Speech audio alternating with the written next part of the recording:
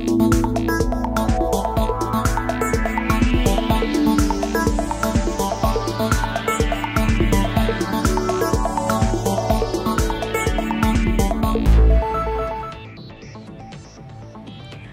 দেখছেন poddanews24.com এর 10:30টার বিশেষ বুলেটিন ফ্ল্যাশ নিউজ। সাথে আছি আমি আফসানা আইভি।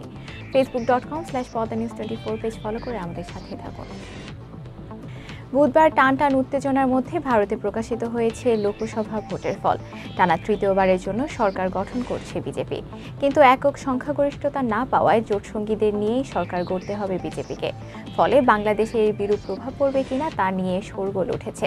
রোববার নরেন্দ্র মোদী আবার প্রধানমন্ত্রী পদে শপথ নিতে চলেছেন। বিস্তারিত ডেস্ক রিপোর্টে।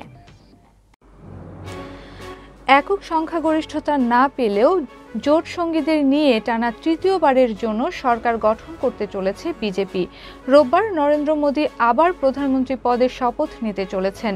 বিজেপি একক সংখ্যাগরিষ্ঠতা না পাওয়ায় ভারতের বিদেশ নীতিতে কোনো পরিবর্তন আসবে কিনা তা নিয়ে ভাবছেন অনেকেই। একইভাবে নতুন সরকারের সঙ্গে বাংলাদেশের সম্পর্ক কেমন হবে তা নিয়েও অনেকেই আছেন দ্বিধার মধ্যে। অন্যদিকে চলতি মাসেই ভারত সফরে আসার কথা আছে বাংলাদেশের প্রধানমন্ত্রী শেখ হাসিনার। তবে নির্বাচনের পরে বাংলাদেশের উপর কোনো প্রভাব পড়বে কিনা তা নিয়েও অনেকেই কৌতূহলী। বাংলাদেশের প্রতি ভারতের দৃষ্টিভঙ্গি আগের মতোই থাকবে কিনা সেটা নিয়েও অনেকেই ভাবছেন।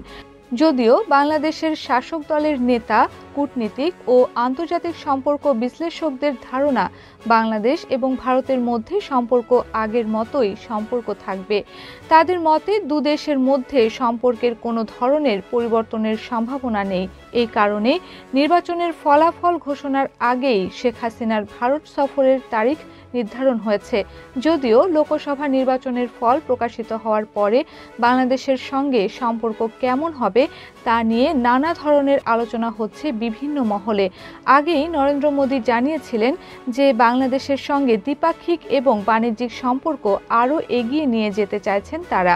তবে বিশ্লেষকদের একাংশের মতে ভারতের ধর্মীয় ও সামাজিক সংখ্যালঘুদের নিয়ে বিজেপি সরকারের দৃষ্টিভঙ্গিতে পরিবর্তন এলে তার প্রভাব পড়বে বাংলাদেশেও।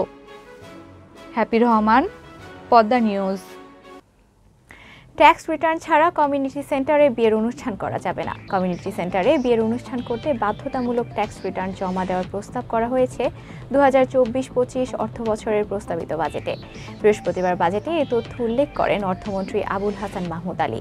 সাধারণত বিয়ে, বিবাহবার্ষিকী, জন্মদিন, গায়ে হলুদ, সুন্নতে খাতনা সহ বিভিন্ন ধরনের সামাজিক অনুষ্ঠানের পাশাপাশি সভা, সেমিনার, পুনর্মিলনী অনুষ্ঠান করতে কমিউনিটি সেন্টার ও মিলনায়তন ভাড়া করা হয়।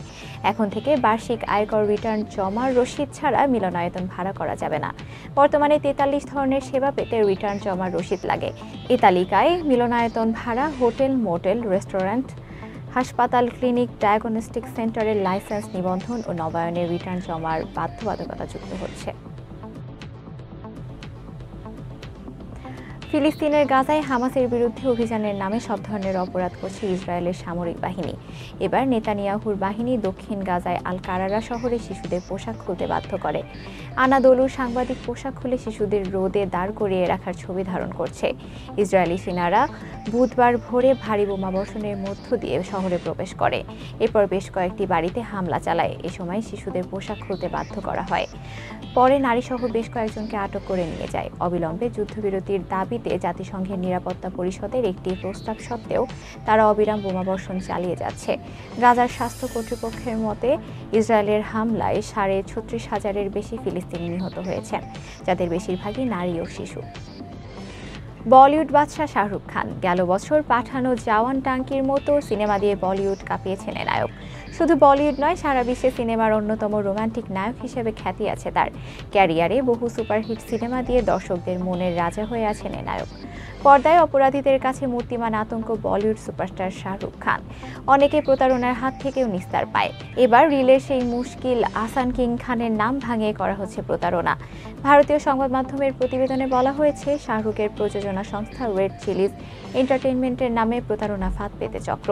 সংস্থাটির নাম নিজেদের করে স্বার্থ উদ্ধার করছে তারা। বিষয়টি সামাজিক মাধ্যমে এক বিবৃতির মাধ্যমে জানিয়েছে শাহিন শাহর প্রযোজনা সংস্থা। প্রতিপক্ষের গোলমুখে আর্লিং হল্যান্ড থাকা মানেই অস্বস্তিকর, আর ফর্মে থাকলে তো কথাই নেই। গোল মেশিন নামের সার্থকতা প্রমাণ করাই যেন হল্যান্ডের কাজ। সেটাই আরেকবার দেখালেন নরওয়ের তারকা, আলো ছড়ালেন জাতীয় দলের হয়ে। কসোভোর বিপক্ষে প্রীতি ম্যাচ দলের ৩-০ গোলের জয় ৩টি গোলই করেছেন হল্যান্ড। এ নিয়ে সব মিলিয়ে ২২টি হ্যাট্রিক করে ফেললেন হল্যান্ড।